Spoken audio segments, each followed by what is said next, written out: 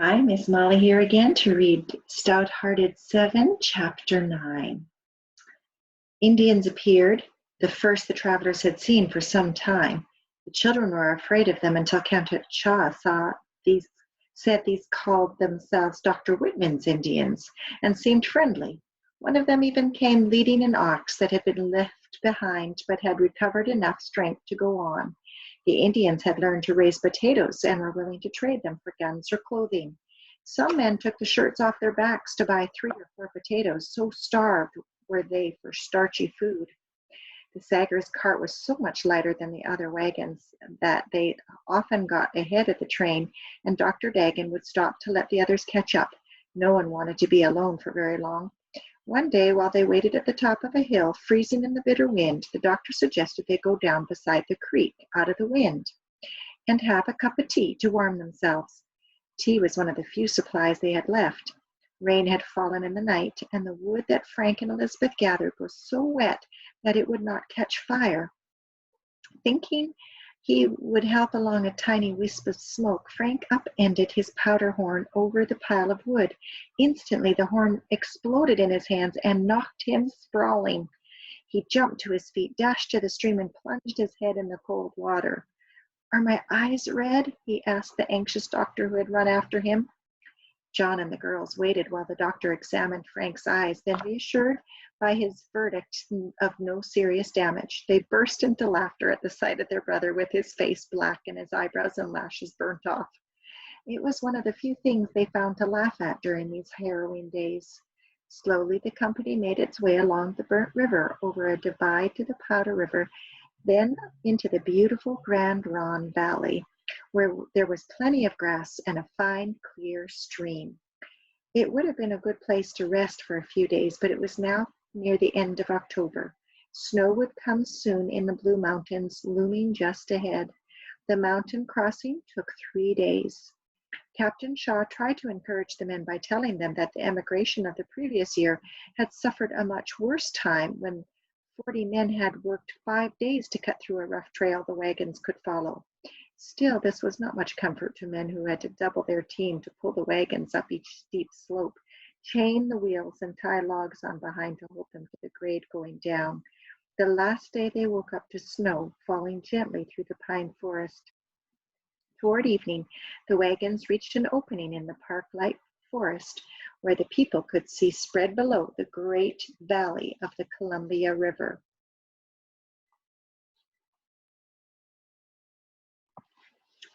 "300 miles yet to go along that river before we reach the Willamette Valley," said Captain Shaw. John, standing near, mused. "That's where Pa wanted to take us." "So that's where we'll go," Frank said firmly. Catherine shifted her weight from her aching leg to her crutch. "I thought we were going to the Whitman Mission." "That's only a perhaps. What if they don't want us?"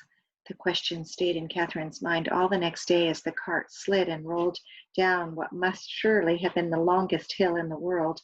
When they reached the Umatilla River, part of the travelers made camp to rest and repair their wagons and to replenish their food stocks from the potatoes and flour offered for sale by a man Dr. Whitman had sent to the Umatilla camp. Some of the immigrants complained about paying, thinking the doctor should give them these supplies free. After all, he was a missionary, wasn't he? "But he has to buy seed and pay men to help him," Aunt Sally said. She bought as much as she could pay for, and the family had its first taste of bread in weeks. The potatoes were almost as good. The Shaw Company had come over the Blue Mountains by a different route from that used by the Whitmans 8 years before, and to get to their station it was necessary to turn back eastward about 40 miles. Only those who were ill or desperately in need of more supplies than were available here made that extra journey. All those went on toward the Columbia and the trail westward to the Dalles, where, at the foot of the Cascade Mountains, they would have to build or buy rafts to carry them down the river to Vancouver and the valley. Already, when anyone said the valley, he meant the Willamette Valley. Captain Shaw left his family camped with the Sager children, while he rode horseback to ask if the missionaries would take the orphaned family. After he left, Aunt Sally helped Catherine wash out a dress for each girl, and John borrowed her dull shears to cut off their tangled, matted hair. Uncle Billy, as they all called the captain now, rode back into camp late the second day. After the girls had gone to bed in the cart and the boys in the tent, Catherine heard the crackle of flames and the sputter of grease in a pan as Aunt Sally cooked his supper. "How did you come out?" she asked in a low voice. They had already heard about the Sager children. Wagons had been coming in for a month. "Will they take the children?" At first they said no, but they are very religious people. Mrs. Whitman finally sort of left it to the Lord, I guess. If he sends them to her, she will have to take them. That is, if no one else can or will. I told her how it is with us. Anyhow, I don't believe that old cart would hang together long enough to get to the valley, and the children are too weak, especially the two little ones. She said she would take the girls for the winter. Not the boys? Oh, no, she can't mean to separate them after their parents begged that they might be kept together. We must not judge her, Sally. She's been sick a lot, her husband told me, and anyone can see she's got too much to do right now. People running in and out all the time, enough to drive a person crazy. Children all over the place. Are they hers? I don't know, never asked. Some of them look like half-breeds. Sally, I feel sick about this. If I just knew where we were going to live, how am I going to feed my own family? I know. Why, if we had a house, Billy, like the Whitmans, I'd never let these children go. But we can only do what we can. When will you take the girls over there? We'll start tomorrow morning. Let the boys go along. Once she sees them, maybe she will change her mind. She doesn't strike me as the kind that changes her mind, but anyhow, let the boys stay with them as long as possible. Catherine lay still, hardly breathing. Had John and Frank heard? How could she and her sisters live without them? I don't like Mrs. Whitman, she told herself. I don't care if she is a missionary. I don't like her. In the morning, when Aunt Sally was cooking their breakfast of boiled potatoes, Catherine asked, "Do you know where Rosanna is?" Mrs. Perkins had her last I knew. "I don't believe they've come down from the mountains yet. Honey, you mustn't feel too bad if the baby isn't live when they get here. She was awfully weak last time I saw her. But she tried so hard to live. She's so stout-hearted, like all the Sagers." "I know, dearie. Some things in this life we just can't understand." She took Catherine's face between her two rough hands. "You have to be brave for the others. Now then," the voice changed to its usual brisk cheerfulness, "let's go get you all dressed up in those nice clean dresses. My, but you are a fine-looking lot of children. You must show Mrs. Whitman you've had a good bringing up. Your ma and pa would want you to be nice to her. She's doing a lot for you." Elizabeth threw her arms about Aunt Sally's waist. "I'd rather live with you and Uncle Billy." "I know, and I wish we could keep you." Suddenly her face crumpled and she held her apron to her eyes. Uncle Billy patted her shoulder. Now, Sally, things aren't as bad as you make out. We'll go down to the valley and find us a house. Next spring I'll come up and get the girls. The boys can come and live with us too."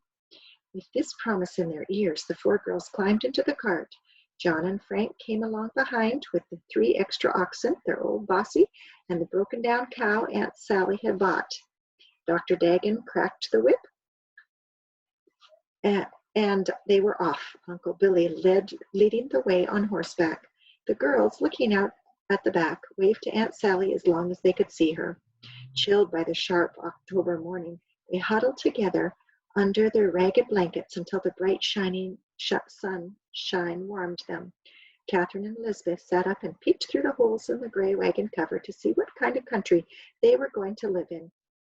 The trail wound among rolling hills covered with tall, dry bunch grass. Not a tree broke the skyline. "I hate it already," Elizabeth said. "Maybe it will get better as we go on." Catherine was trying hard to be brave, as Aunt Sally had suggested, but as the hours went by, she too was discouraged by the dreary sameness of the landscape. "I thought we could make it today," Captain Shaw said, riding up toward dark to talk with the doctor. "These crazy hills, they all look alike. The minute you get around one, another stands in your way. I don't recognize any landmarks, but I think we still have 5 or 6 miles to go. We might make it tonight, but we could get lost too, so let's camp here. We should get there before noon tomorrow." Our last night together, thought Catherine, and the boys must have felt the same thing as the 6 saggers huddled together in the cart, too sad to laugh, too tired to cry. Warm sunshine awakened them. The sky was October's special bright blue above the dry weeds along the creek, where red-winged blackbirds darted and scolded. Dr. Dagon had a fire going, and Frank had already milked the cow when the girls climbed out of the wagon. Uncle Billy brought out 2 slices of bread he had hoarded and divided them. "This will keep you young'uns going till we get to the mission. Then there will be plenty to eat." Nobody was sleepy this morning. Excitement was in the air. "What do you think the mission will be like, Katie?" Elizabeth asked. "Oh, I suppose like Fort Hall. It will have a wall around it and blockhouses at the corners and—" "Indians?" "Of course. Dr. and Mrs. Whitman are missionaries to the Indians," Papa said. "What's a missionary?" Matilda asked. Catherine wrinkled her forehead. "Something like a preacher, I guess." The long morning dragged away. The children were terribly hungry, but they knew there was nothing more to eat. One thing was hopeful. The road looked more used, and off at the sides in the tall grass horses stood grazing. Catherine looked out of the front peephole just as Captain Shaw rose in his stirrups and waved to someone. Her teeth began to chatter, and she crept back to her sisters, taking Matilda into her lap. "I don't want to live with Mrs. Whitman. I want to stay with Dr. Dakin," the little girl said, pouting. "Mama and Papa want us to come to Dr. Whitman's." "I can't remember Mama and Papa." "Oh, honey, you must not forget them. Don't you remember Papa's beard, how you liked to stroke it?" Matilda laughed. "It tickled me." Catherine turned to Elizabeth. "We must not let them forget, Lizzie." "I'm forgetting too. I tried to remember what Mama looked like, and I can't." A lump rose in Catherine's throat. Not remember Mama? Her soft hair and sparkling eyes? Uncle Billy rode up to the cart and turned back the ragged cover. "Now you girls watch. You'll see your new home soon." The road swung around the base of a big hill and entered a broad, level valley. Straight as a string, the trail led toward buildings in the distance. Off to one side, a blue pond rippled in the autumn breeze. 6 white ducks swam there. Catherine was astonished to see that they looked exactly like the ducks on ponds in Missouri. She saw no walls, no blockhouses. The road passed a square 2-story house built of gray adobe bricks, where children played in the yard and women were hanging washing on a line. She saw other buildings too. That one over there looked like a blacksmith shop. Papa would have liked that. Again, that lump in her throat. Not remember Papa? A network of ditches full of water led from the pond through a garden where pumpkins lay golden among dry shocks of corn. Beyond the last ditch was a long, low white house with a green door and green window shutters. It might have been a house in Missouri. It looked like a home. A little of the fear and dread melted from Catherine's heart. Uncle Billy stopped in front of the house, dismounted, and walked up the path to the green door. As it opened, Catherine heard him say, "Mrs. Whitman, your children are here. Will you come out and see them?"